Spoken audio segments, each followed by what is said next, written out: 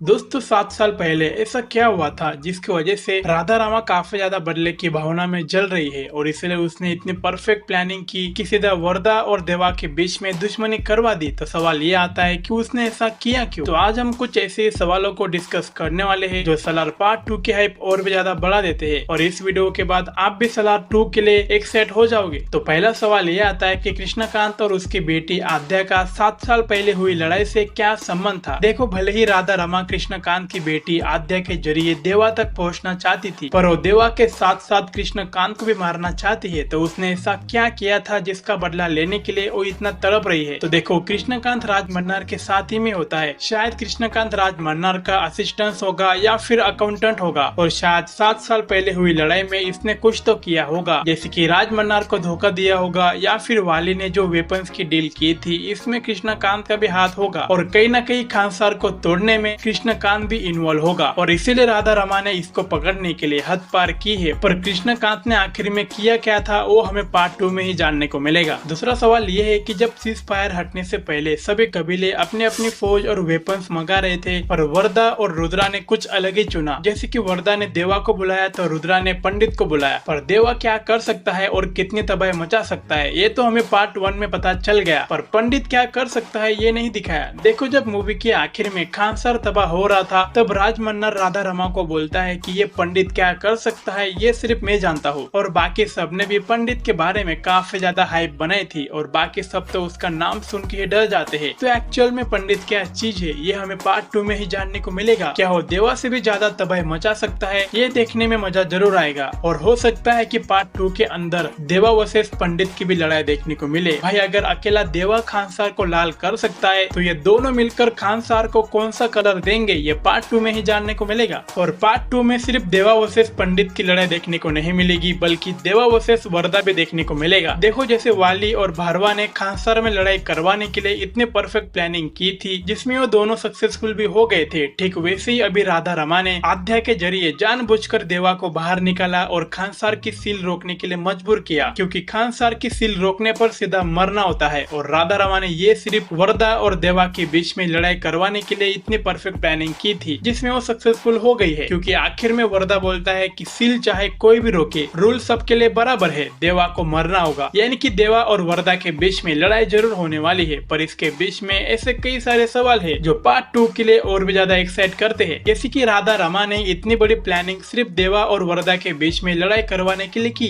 पर क्यों की? क्या उसने खुद को बचाने के लिए किया या फिर राधा रमा खानसार की गद्दी पे बैठना चाहती है या फिर किसी और चीज का बदला लेने के लिए उसने ऐसा किया? जैसे कि ये भी हो सकता है कि 7 साल पहले हुई लड़ाई में वरदा या फिर देवा इन दोनों में से एक ने राज मन्नार को मार दिया होगा और राधा रमा अपने पिता से बहुत ज्यादा प्यार करती थी, तो शायद इसीलिए भी उसने ये लड़ाई करवाई होगी। और सवाल ये भी आता है कि 7 साल पहले देवा ने बिलाल और कृष्णकांत से क्या वादा किया था जिसकी वजह से इतना बड़ा रिस्क लेकर उसने आद्या को बचाया और आद्या को बचाने के लिए खानसार की सील रोकी और खानसार के लोगों को भी मारा, जबकि उसको पता है कि इसके बाद उसकी मौत पक्की है। तो भाई, वो वादा क्या था ये भी पार्ट 2 में ही पता चलेगा। चौथा सवाल ये है कि देवा का बनाया हुआ सील इतना पावरफुल क्यों है, क्योंकि खानसार अगर कोई दूसरा सील भी बनाता तो भाई उसे भी कोई रोक नहीं पाता, पर देवा ने जो सील बनाया भाई उसे देखकर ऑफिसर्स की आंखें फट जाती है और सील रोकने का नाम सुन के पूरा मिनिस्टर सिस्टम हिल जाता है। भाई, 7 साल पहले देवा ने कुछ तो ऐसा किया होगा इस सील का खौफ बनाने के लिए, जिसमें मुझे ऐसा लगता है कि शायद वरदा को खानसार दिलाने के लिए उसने राज मन्नार को मार दिया होगा। मतलब जिसने पूरा शोरयंगा कबीला तबाह कर दिया था भाई वरदा ने उसे ही मार दिया, तो शायद इसीलिए पूरे खानसार और इंडिया पर देवा का खौफ बन गया होगा और इसीलिए देवा का बनाया हुआ सील कोई भी रोक नहीं सकता, जिसकी वजह से 7 साल बाद भी देवा का डर अभी सबके अंदर कायम है। मतलब देखो ना, राधा रमा की नौकरानी जो इलेक्शन और पॉलिटिशियंस को कंट्रोल करती है भाई वो देवा को देखकर कांपने लग जाती है। मतलब आप जरा सोच सकते हो कि वरदा को खानसार दिलाने के लिए देवा ने क्या क्या किया होगा, पर भाई देवा ने एक्चुअल में किया क्या था ये भी पार्ट 2 में ही पता चलेगा। पांचवा सवाल ये है कि क्या देवा को पता चलेगा कि वो शौर्यंगा है? अगर उसे पता चल गया तो क्या वो खानसार को हासिल करके उसके गद्दे पे बैठेगा? क्योंकि खानसार की गद्दी का असली हकदार तो देवा ही है, क्योंकि कई साल पहले शौर्यंगा कबीले का लीडर ही खानसार के गद्दे पे बैठने वाला था, पर राज मन्नार ने तब उसे मार दिया था। पर दोस्तों, अभी उसी लीडर का बेटा जिंदा है जो कि देवा है, पर मुझे लगता है कि देवा ने अभी खानसार को हासिल नहीं किया है, क्योंकि 7 साल पहले देवा ने वरदा से वादा किया था कि वो उसे खानसार हासिल करके देगा और उसकी गद्दी पे बिठाएगा। तो इससे कोई फर्क नहीं पड़ता है कि कि देवा भी शौर्यंगा है, क्योंकि देवा खानसार के खिलाफ था ही नहीं और सिर्फ वर्दा के लिए सबको मार रहा था। और हम सब 7 साल बाद देख सकते हैं कि वर्दा खानसार की गद्दी पे बैठा है, यानी कि देवा ने अपना वादा पूरा किया है। और हो सकता है कि देवा को भी ये पता हो कि वो भी शौर्यंगा है, पर वर्दा ने देवा और उसके माँ के लिए जो किया था शायद इसलिए उसने खानसार को हासिल नहीं किया होगा। सिर्फ वर्दा को खानसार की गद्दी पे बिठाने के लिए उसने ये लड़ाई की होगी। पर दोस्तों अब 7 साल बाद जो वर्दा और देवा के बीच की लड़ाई होने वाली है, अगर उसमें वर्दा मारा जाता है और अगर देवा को यह पता चल जाएगा कि ये सब राधा रमा का बनाया हुआ खेल था सिर्फ गद्दी को हासिल करने के लिए, तब देवा किसी को भी छोड़ने वाला नहीं है, क्योंकि गद्दी का असली हकदार तो देवा है। तो वो सबसे पहले खानसार के सभी कबीले को मार देगा और गद्दी पे बैठ जाएगा। पर क्या ऐसा होगा? यही सवाल मुझे पार्ट 2 के लिए और भी ज्यादा एक्साइट करता है। दोस्तों अगला सवाल ये है कि जो शौर्यंगा कबीले के बच्चे थे जिनको उनके माता पिता ने बचा लिया था, जो कि अब बड़े हो चुके हैं और उन्हीं की वजह से खानसार में इतनी बड़ी लड़ाई हुई थी, पर 7 साल बाद की कहानी में उनको नहीं दिखाया। तो क्या पूरा शौर्यंगा कबीला फिर से उस 7 साल पहले की लड़ाई में मर चुका है या फिर अभी जिंदा है? और अगर जिंदा है तो वो गद्दे पे क्यों नहीं बैठा? उनकी जगह पे वर्दा क्यों बैठा है? क्या शौर्यंगा कबीले को देवा ने कहा था कि वर्दा को खानसार दे दो? भाई असली मैटर क्या है ये भी हमें पार्ट 2 में ही पता चलेगा। तो भाई लोग मेरे पास सिर्फ इतने सवाल थे। अगर आपके पास किसी सवाल का जवाब है या फिर कोई थ्योरी है तो उसे कमेंट्स में शेयर जरूर करना। तो मिलते हैं किसी नए एक्सप्लेनेशन वीडियो के साथ, तब तक बाय।